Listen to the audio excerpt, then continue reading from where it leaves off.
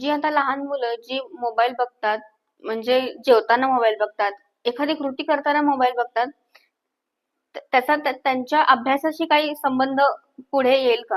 हो.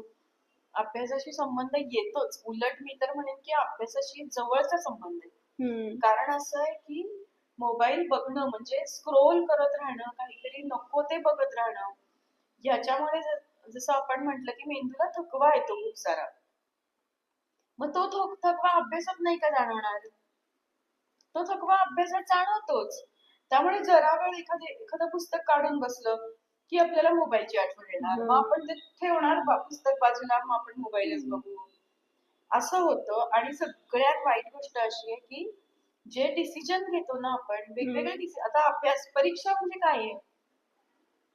एक प्रश्न आहे, हो. त्याचं आपल्याला एक उत्तर लिहायचंय.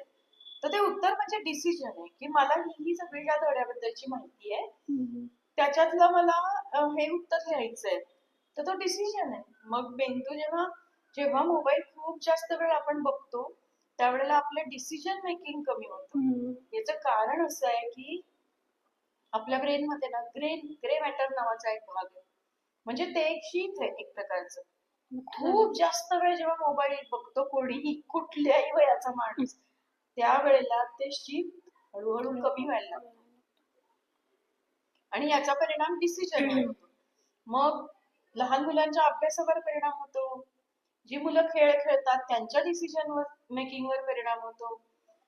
तरुण मुलांच्या तर छोटे छोटे डिसिजन सुद्धा प्रॉपर घेता आले पाहिजेत ना, ते हो. घेता येत नाहीत. याचं कारण आपण शोधतो की मग मुलांच्या मेंदूत काही प्रॉब्लेम आहे का, त्यांना काय लर्निंग डिसॅबिलिटी आहे का, त्यांना काय, असं शोधण्यापेक्षा तो स्क्रीनवर किती वेळ आहे तो मुलगा किंवा मुलगी हे बघायला पाहिजे.